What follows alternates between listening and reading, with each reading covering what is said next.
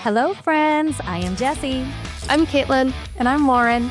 And welcome to 3 Shades of Real, where 3 women, a mom and her 2 daughters, come together to share our unique experiences on life, relationships, and everything in between. Today, we are diving into the topic of self-confidence and how it has ebbed and flowed throughout our lives. Now, this, for me, guys, is a big hitting topic. How are you guys feeling about today's topic? I think it's definitely a topic that is not usually wanted to be talked about by anybody. It's like one of those hush-hush things where I feel like it's also trendy, though. So it's like, oh, I have self-confidence, so cool. But that's kind of the end of the conversation. I don't think a lot of people really dive in and talk about it a whole lot. So I'm excited, but also a little wary because it is one of those topics that's kind of difficult to talk about and difficult to address. I'm feeling, I don't know, very excited, but also like trying to find my thoughts within it, if that makes sense. It's something that like I don't really think about too often. And so like coming up with this topic and like really trying to form ideas on it has been like kind of difficult for me, honestly, just because I don't think about it all the time. Yeah, I don't think it's something we contemplate a lot of. You know what I mean? It's like you have moments in time when you're like, oh my gosh, I'm feeling really self-confident, or I feel like really a lack of self-confidence. But there isn't a lot of time that we really reflect. Not for me anyway.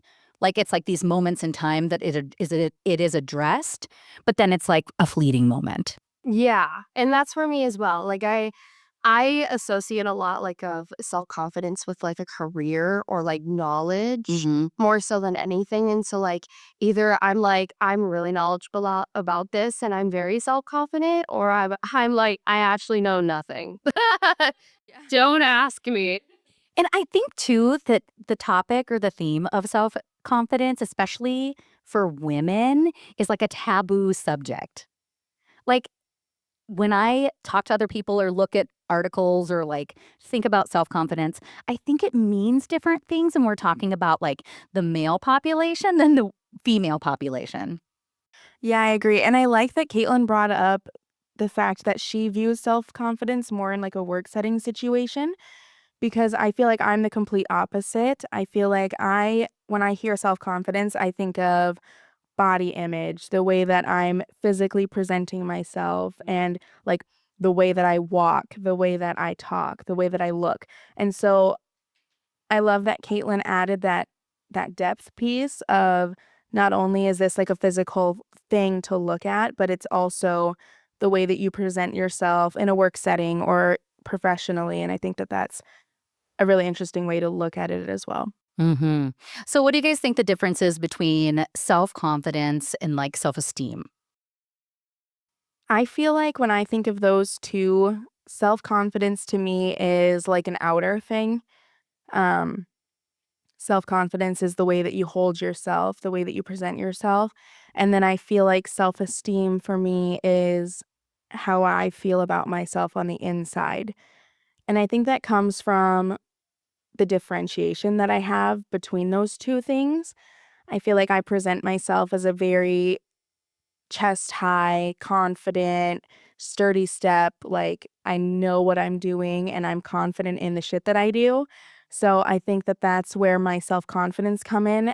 I think my self-esteem is what I feel on the inside, and that's where that ebb and flow is. I feel like pretty confident in my self-confidence of strongest foot forward, ready to go for the day, but my self-esteem is the piece that flows and kind of pivots.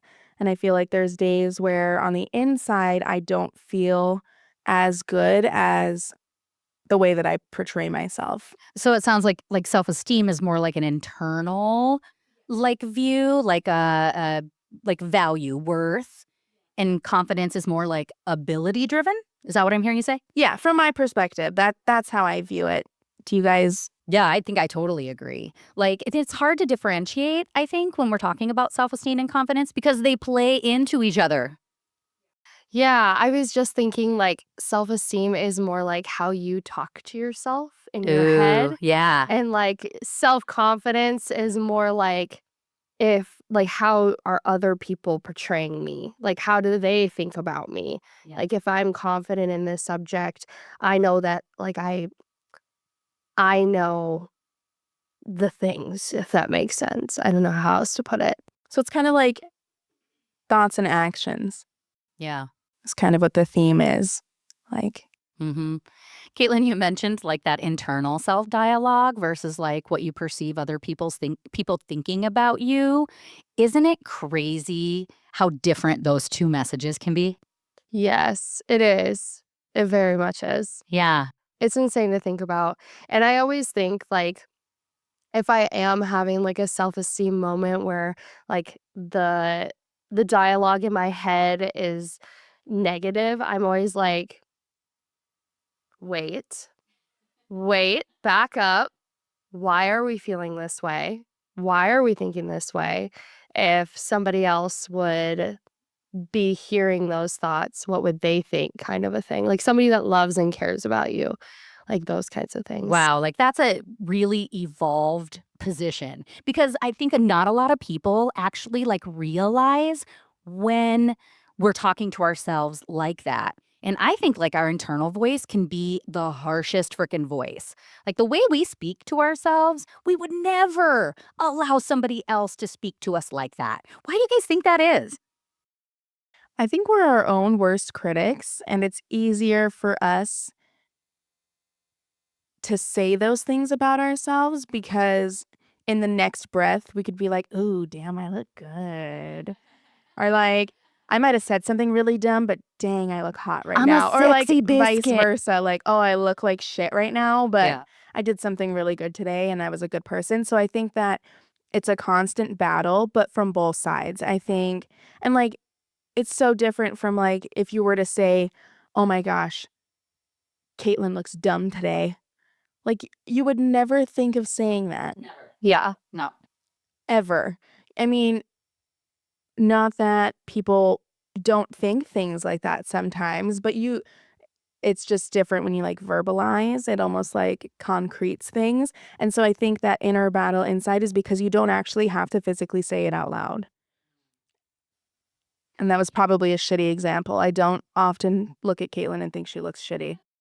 Oh, thank God. Clarifying that, it was just a terrible example. She's sitting right across from me. You don't look dumb today, by the way. Oh, thank you. It might be because we're wearing the same outfit. Very true. Yeah, Very we're true. all like vibing with the beige. We're in It is our very 3 beige. shades of real merch Yeah. with our comfort hoodies. So, when talking about like the internal versus like external voices that we hear about ourselves, which one do you guys think is the most dangerous? I would almost say internal because I think that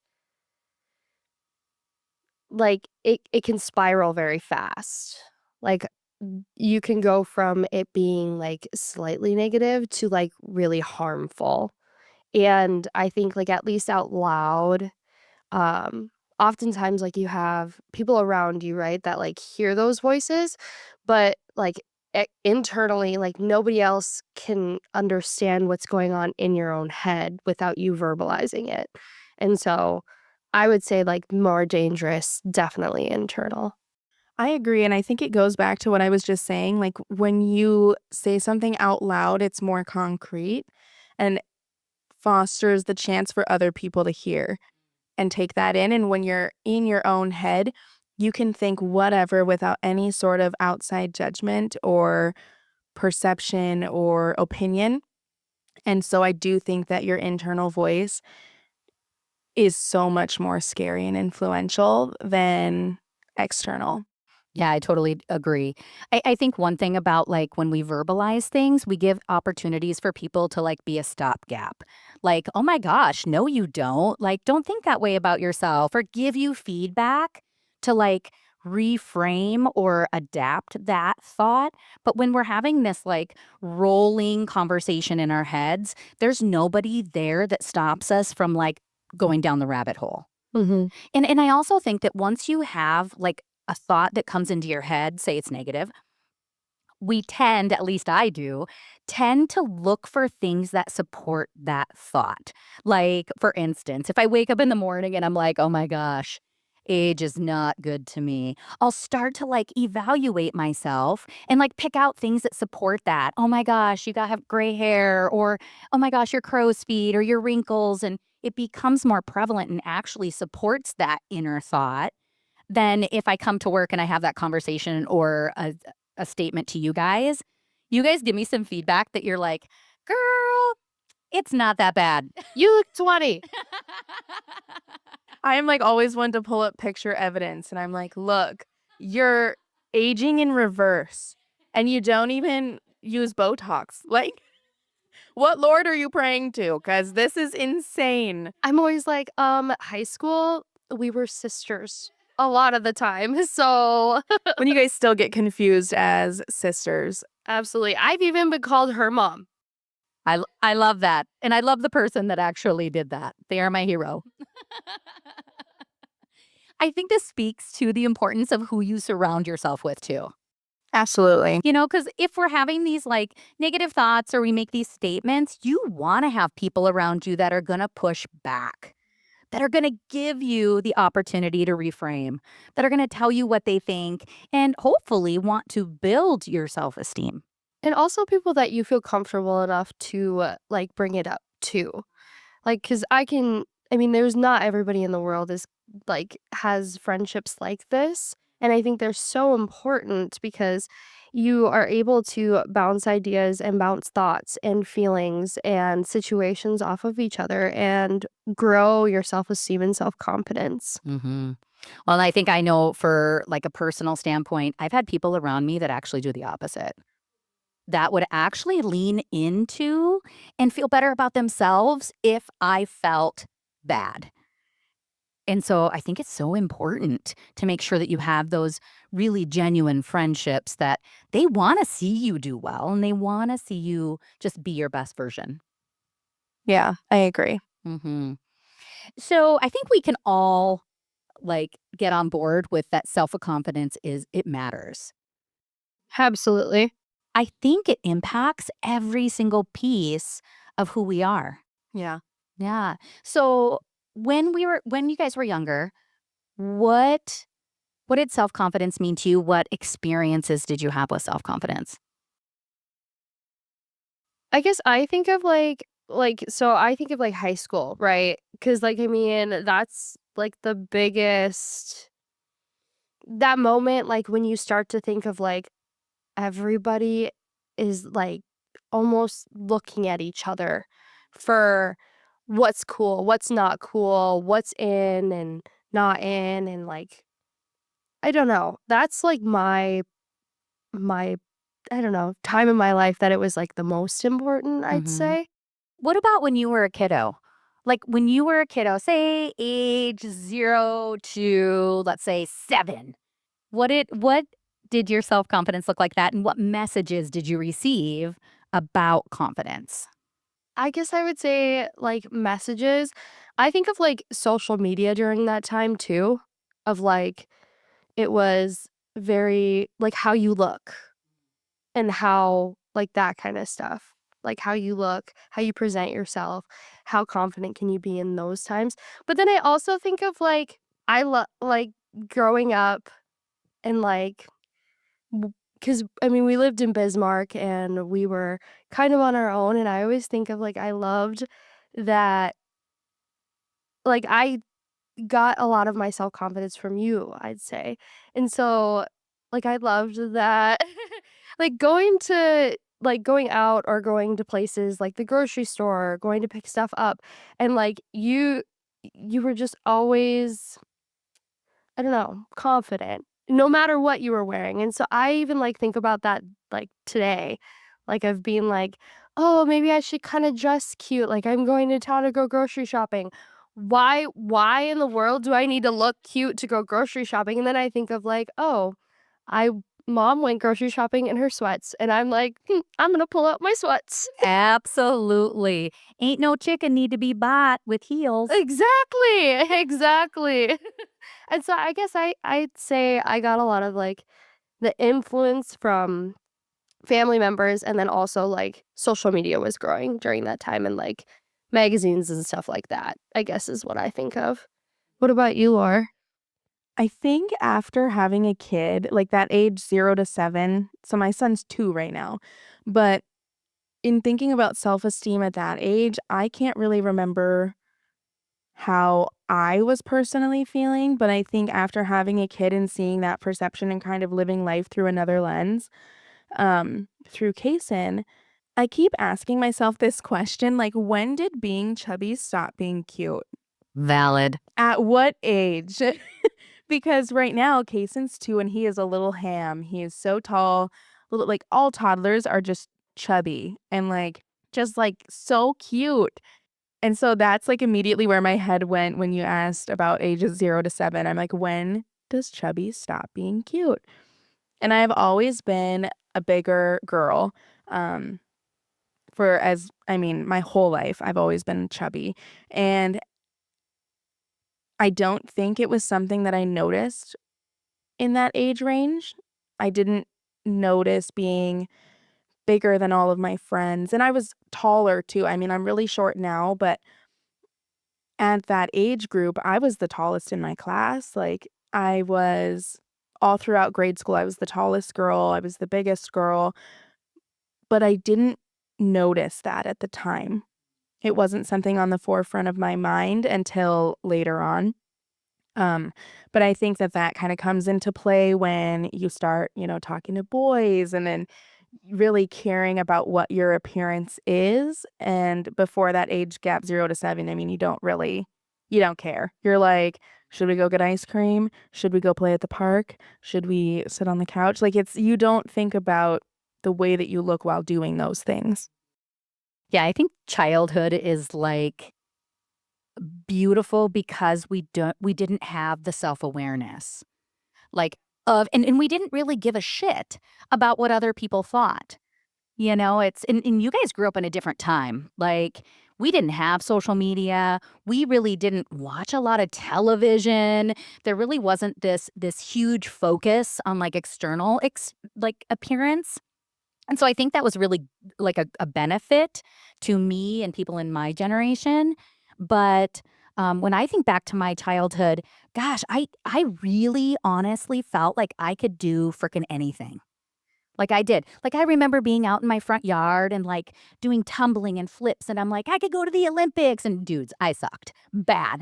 Like, but in my heart, I believed it. I believed that I could do absolutely anything, and I can't remember anybody even telling me that I couldn't. Or that it, like, wasn't realistic. Right, right. Yeah. And there was no fear. I had no fear of judgment. I had no fear of my ability. And so when I think back to that time, I just think, wow, how freeing was it when I was in that state of mind where I just didn't give a crap. I miss that age. Oh, dude, send me back. And when I look at pictures, it's so friggin' hilarious because I was obsessed with Roxette.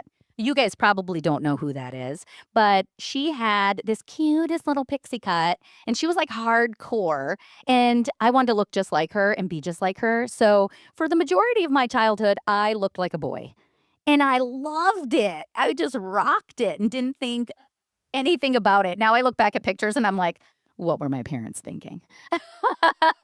Like, they could have given me a little bit more guidance, I feel, but they gave me a lot of autonomy and freedom in choosing for myself. But, when I was thinking about this last night when I knew this was gonna be our topic, but, that freedom and that confidence that I had, when I was younger came to a screeching halt when I was about 8 years old.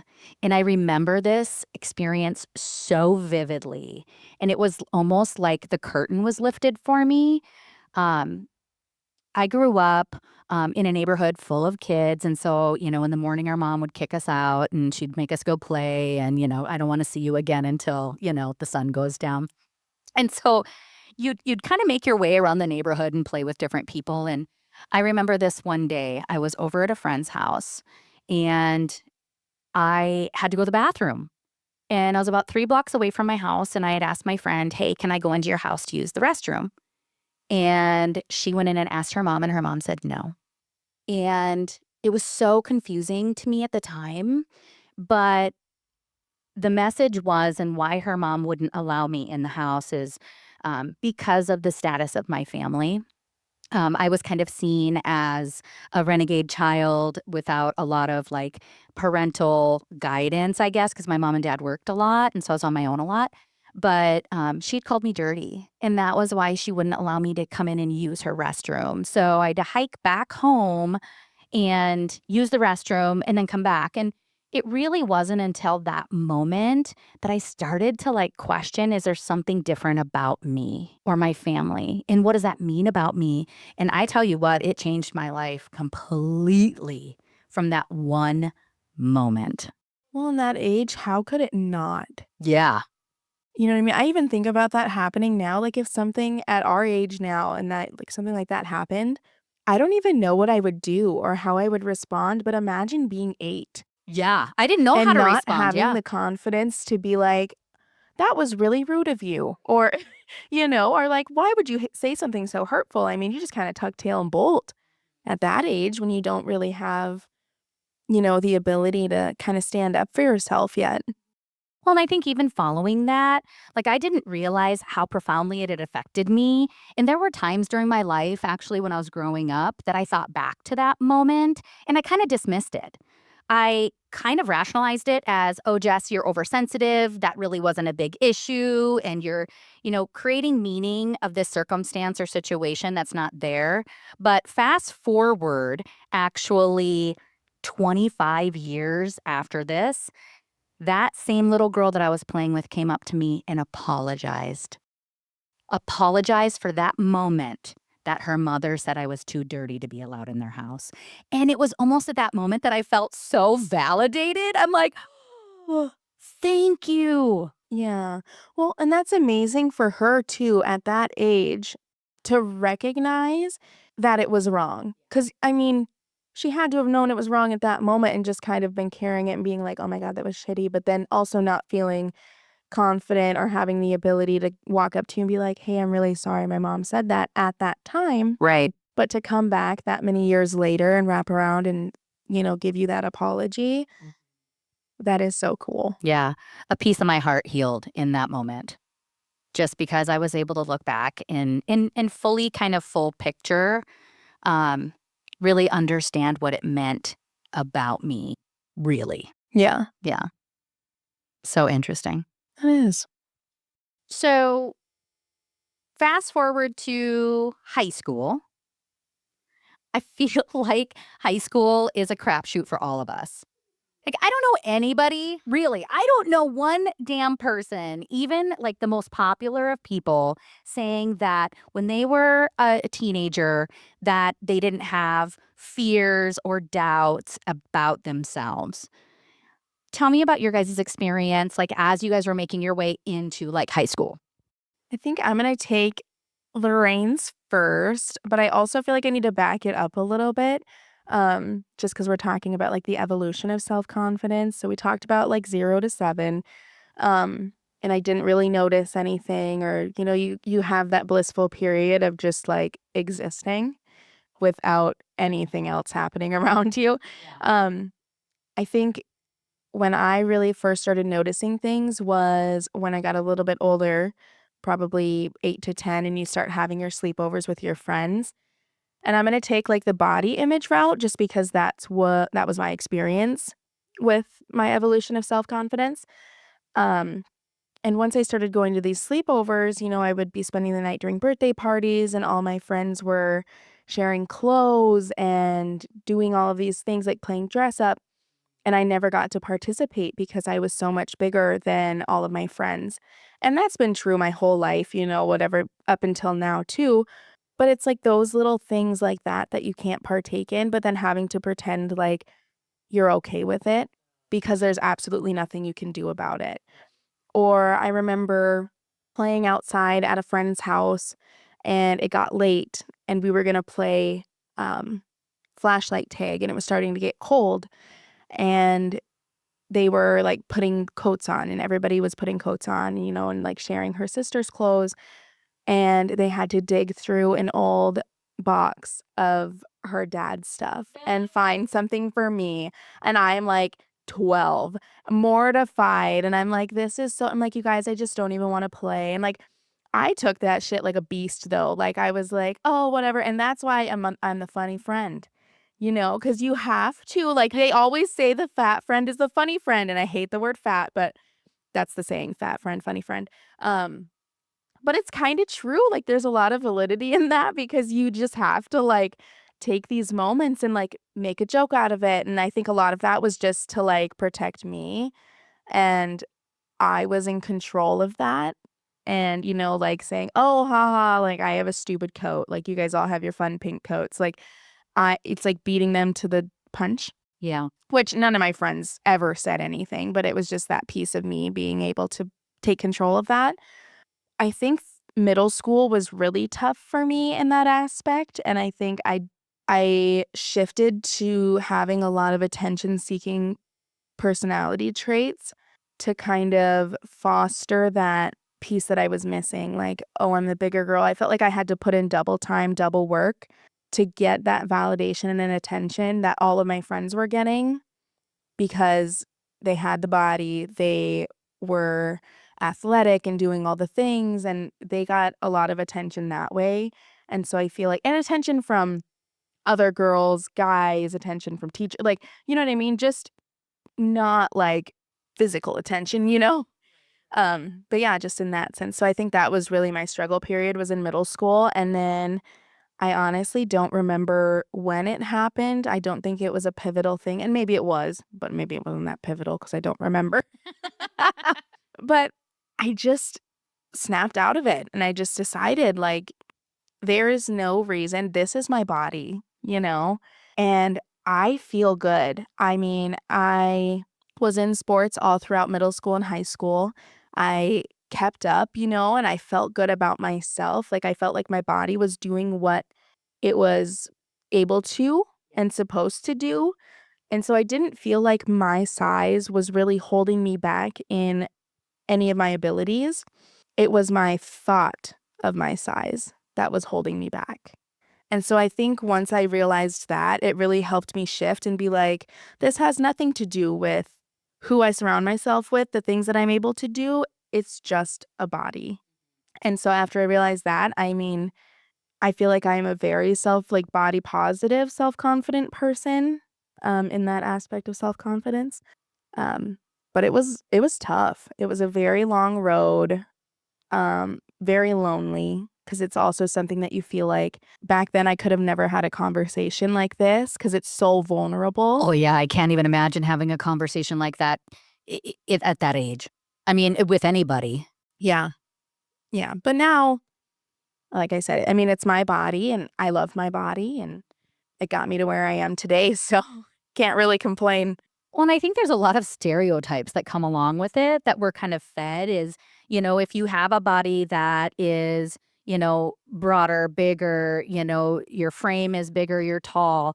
Like people associate that with like your inability to be healthy Yeah, or that you're making the choice to be a certain size. There are all sizes and shapes, and it's just our genetics, our biology, how we're meant to be. And I think that there's that sense of judgment that makes it so freaking hard. absolutely. I mean, growing up, believe it or not, my mom was a master chef. She always made, like, I remember chicken, veggies, and some rice. Like, we always had super balanced, healthy meals. Rarely ate out. Rarely. I mean, I don't remember. I mean, special occasions, we'd eat out and whatever, celebrate. But other than that, I ate so healthy. I was active throughout all of my school years. And I was just chubby. And that was that. So I don't know. It's just like one of those things. I mean, it is what it is. And you either make the best of it or you be sad. Yeah. Caitlyn, what about you? Honestly, I've been just reflecting I know I've been quiet, but I'm just like, "Oh, yeah." Good morning, sunshine. Yeah, well, I'm just reflecting on everything. Caitlyn told us at the beginning of recording, she said, I'm kind of feeling ditzy today, kind of in a fog. So Pregnancy brain. we see a little vacancy over there in her eyes every once in a while. Just listening. I was listening. I'd say, I guess, I don't know. I think for me, like, I think of, like, middle school, 'cause, like I said, I was kinda just reflecting on, like, everything that was being said, and I had such a different experience because, I moved in 7th grade, like, the start of 7th grade. I started here in Mobridge now, and so it's like, I don't know, I remember, like, not really thinking too much about, like, body image or anything like that. Um, when I was like, when we were still in Bismarck, but then when we moved, I remember, like, being super nervous for the first day, which, I mean, naturally, moving to a new place, like, meeting new people, and especially, like, during that time, it's, I think, more intimidating to make friends, and so like, I remember sitting in my first class and, like, going to my locker and people introducing themselves, and I remember just trying to, like, I was like, "Just get through the day." Like, "It's okay, just get through the day, because I everybody wants to know everything about you, like, who are you? What do you like to do? What are your hobbies? Like, what does your family look like?" And all these different things, and I was just, like, overwhelmed, I remember being. And so, like, I didn't think too much about, like, body image right away, I would say. Um, but as, like, throughout school, I'd say more and more as I got older, for sure. And my self-confidence definitely grew. And I think that's just also, like, being around people you know more than, like, the first time you meet kind of a thing. Um, but I did sports. I mean, I was in volleyball, cheerleading, and track, even though some people made me quit. She's looking at Jess right now. I did make my daughter quit track because the coach told me she was creating such a ruckus because she's a social butterfly and distracting all the other athletes and not really there for track. So we decided it would be best for Caitlyn to step away. Hey, but I still tried. Damn, I still really tried. thought you were gonna be a track star too. Oh my gosh. Not that she was bad at track, but she just didn't want to do it and she just wanted to visit the whole time. And the coach is like, seriously, dude, you gotta just pull her away. The lunges, or what was it? What did you do in high school again? Hurdles. Hurdles. The hurdles were not for me. I had short legs. Hurdles are my I still jam. have short legs. Yeah. Were there any times that stick out to you guys that or moments even now that stick out that your self-confidence you like really struggle or things that really lead you to like questioning? I think in the present it's I would say, like, so when I went to college in Nebraska, Cornhuskers all the way, and, I'd say, like, that was when I really struggled with self-confidence, because you move somewhere new again, you're with a bunch of people you don't know that are from all sorts of different places, which can be really neat because, I mean, everybody's there for the same reason. Well, and you get to reinvent yourself to some extent, but then it's like you don't even know who you are really. Yeah. So you spend, like, the entirety of, like, the first year trying to figure out, like, who you are, what you are interested in, what kind of people you wanna surround yourself with, and my college experience was super interesting because I got sent home because of COVID, and so I did, like, a quarter of it here, back At home. home, yeah. Yeah, because of COVID, and so that was, like, when I first not first, but when I really, really noticed that, like, that was something I wanted to, like, build in myself was, like, going to college and, like, I'm a I'm a decently quiet person, especially around people, like, I don't know, and so, like, really working on, like, getting out of my shell or, like, doing things that I didn't really want to do because it was uncomfortable. All right, Jess, I'm going to be completely honest with you. You have no idea what we're I talking didn't about. hear the question. I I had to clear my throat, so I moved my mic and then I didn't hear the question, so I'm going to need a refresher.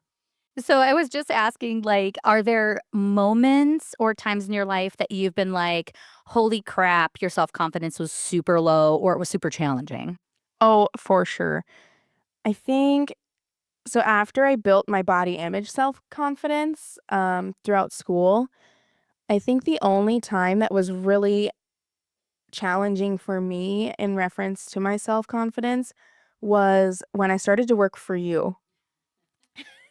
And I don't think in the way that you think. I mean, I started working for Jess right out of high school. I mean, I did my first year college internship with her, and I don't know if it was for lack of options or if Jess really saw something in me, but she threw me to the wolves immediately and, started putting me in positions, higher positions than someone my age would have.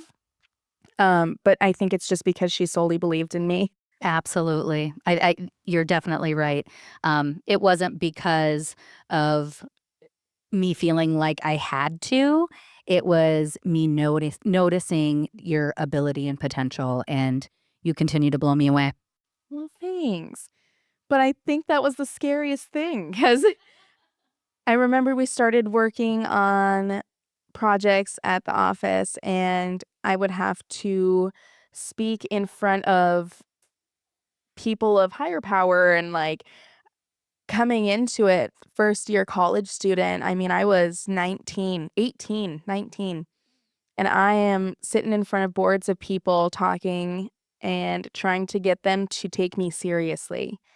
And so walking into those meetings or those classrooms with my chest held high and almost over exaggerating self-confidence because I felt like I had to overcompensate because I wasn't feeling that on the inside. And I know you felt that confidence in me, but it took me a while to get to that point within myself of feeling like, yeah, I do got this.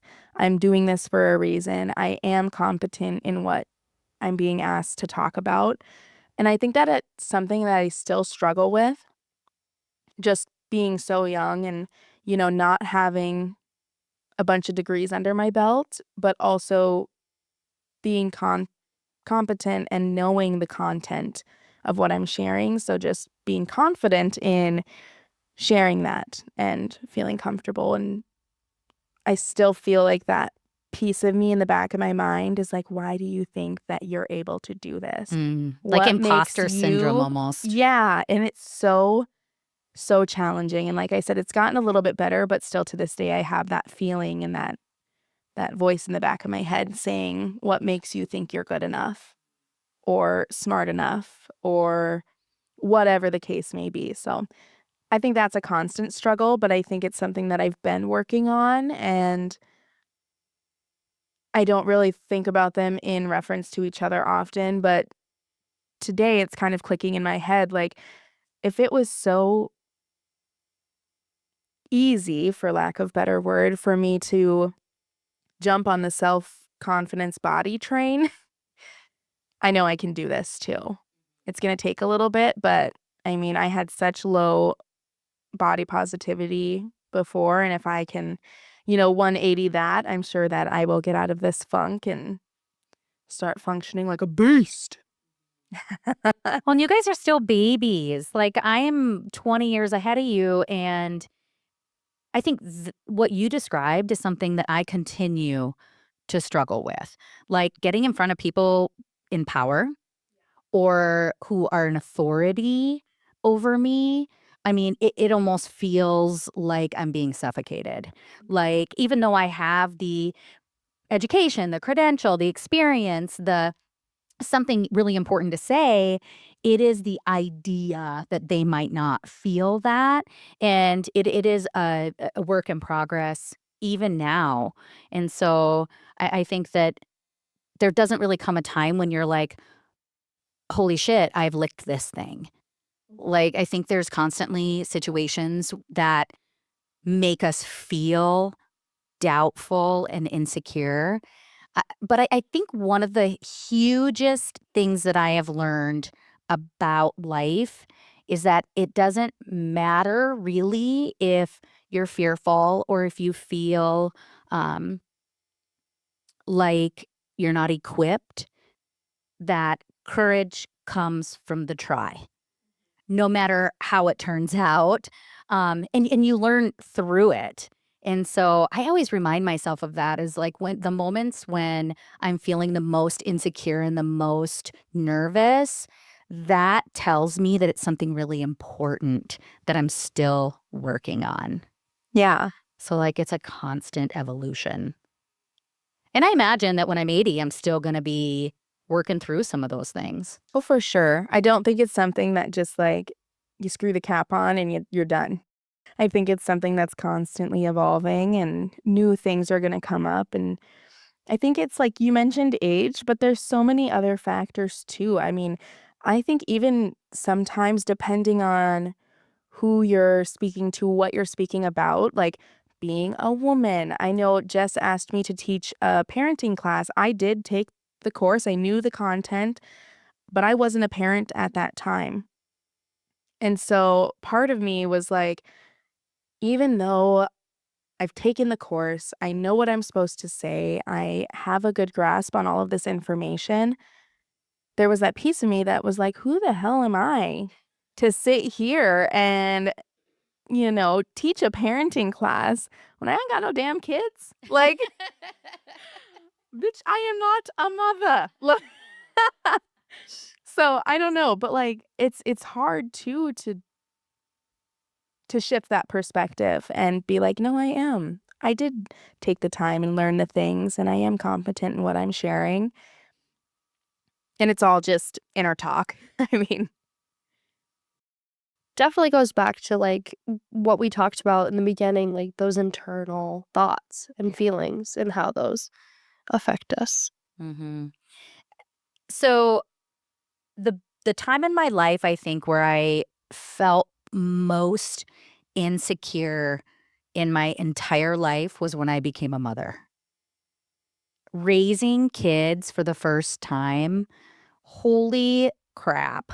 Like, you have all of this pressure from outside things. This is what you're supposed to be doing. This is what you should be doing. This is how soon after you have a baby that you should look like this or be doing this. And then your baby's supposed to be developing at this rate. And if they aren't, well, that means something about you.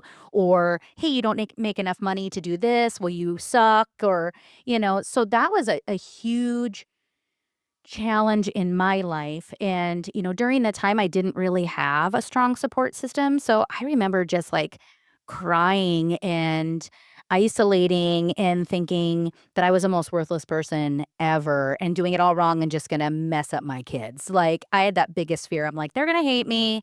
They're going to look back and say I suck and it's going to be awful. How do you guys navigate that piece? Lauren, for you as a new mom 2 years ago, Yeah. Caitlyn, as you becoming a new mom, where do you guys experience some of the same challenges? I definitely think that I am in the midst of all the challenges. I mean, I am in the terrible twos, and I think that age range that Kaysen's in right now is very challenging in itself, and I think I've been very hard on myself in trying to, take blame for a phase that's inevitable. Right. You know, Yeah. Yeah. I feel like every toddler has their own challenges, and a lot of what I'm saying is words that have come from Jesse's voice or Jesse's mouth because I have asked for a lot of feedback and support through this stage from not only Jess, but Caitlyn as well. I mean, she works with kids, so given they're not her actual children, she deals with behaviors and those types of challenges as well. Um, but I have a sounding board of people that I have as supports that are filled with mothers, non-mothers, fathers, grandparents, and I'm constantly reaching out for advice. And I think in doing that, it's been very helpful, but it's also been very eye-opening, like, your kid ain't special. Every kid's doing this. Like, every toddler slaps their mom across the face one time or, like, and it's just the constant battle of trying to get myself out of that headspace of this isn't my fault. And that's been really difficult. I mean, I can talk the talk, but I have not yet walked the walk fully. Well, I know when you come to me and you're frazzled because you feel like, you get feedback from people that maybe these are issues that you need to rectify when it's just normal phase and Yeah. development for kids. I kind of take you back to my experience and let my kids were kicked out of daycare. My kids bit other kids. My kids, so you have all these things that normalize it. We all of our kids go through these things, and at the moment you think, oh my gosh, I'm raising a serial killer, but the reality is that you're not. And most times, I think it's how we respond that then shapes it. So it isn't even like your kid is doing some of these things, but how you respond is what's going to make the most impact of them moving forward. Yeah. Well, and I think, like, when Kason does have behaviors, I need to get out of the headspace of telling myself, "This is a direct result of you being a bad mom," or, "This is a direct result of you not doing something the way that you should be." And that's what I tell myself. I'm like, "Ugh, Kason hit a kid at daycare. It's because I roughhouse played with him last night," or it's because I tapped his hand when he was trying to grab something off the counter or whatever. And like, you just ramble it through in your mind and you're like, I should have done this. I should have done that. I shouldn't have done this. Caitlin, what are you thinking? You know, again, reflecting. Glossy eyes. No glossy eyes here. Definitely reflecting. I guess I'm thinking about how I haven't really thought about this because I have we've talked about this before, like the way that I grew up, I with my parents being divorced, I was taking care of my siblings a lot. And so I feel very passionate about this, but I guess I never really thought about like with my own kids how that might change the way that I viewed it just because like Charlie was so young and I was taking care of her a lot when she was a baby. And like even Caleb, I had a memory come up of him getting ready for his like first concert. And Oh, like with the tie on? yes. Oh, yes. And like taking the picture and doing his little hair and like doing those things. And so like thinking about my personal experience, but then also reflecting on my job and like the way my education in that realm, how that might influence the way that I think about myself as a mom.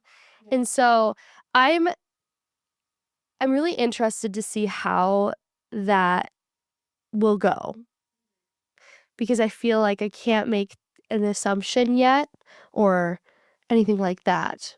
But but yeah, So maybe this is a topic we need to circle back on after Bebe is born. maybe.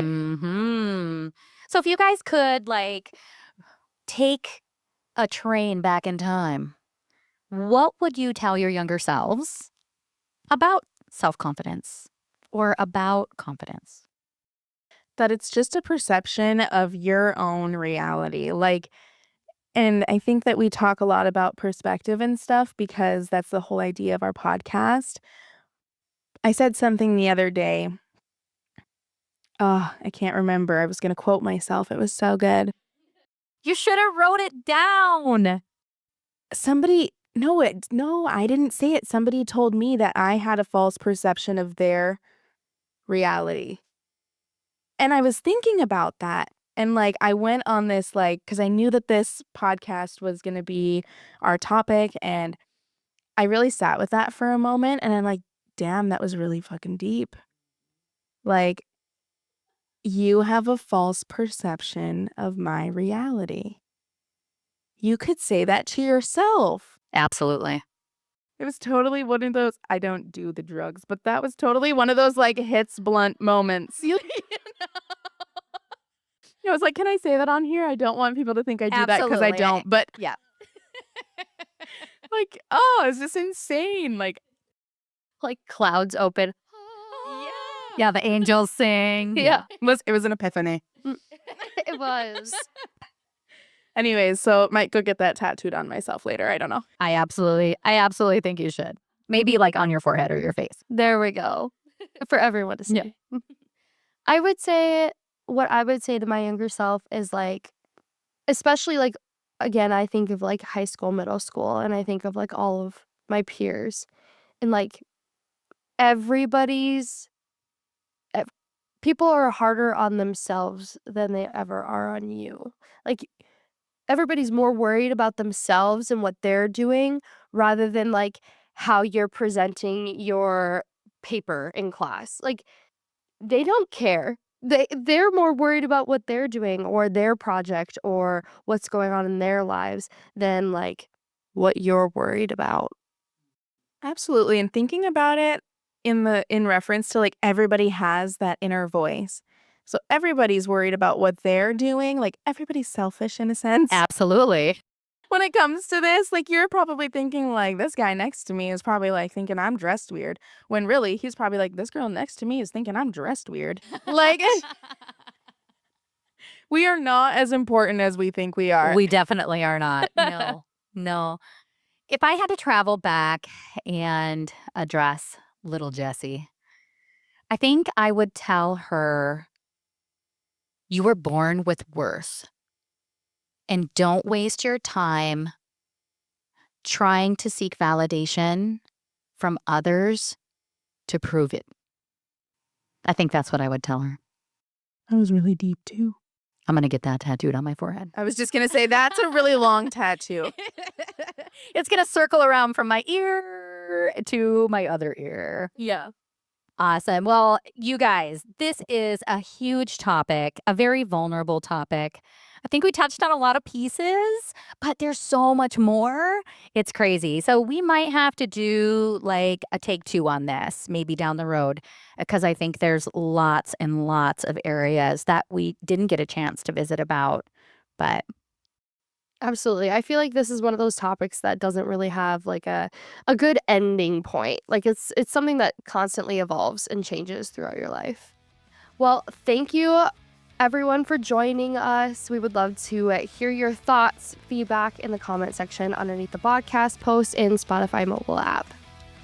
We have new episodes dropping on the first Monday of each month, so tune in March, grab a drink, get cozy, and let's chat. till next time, this is Jess. This is Caitlyn. And this is Lauren.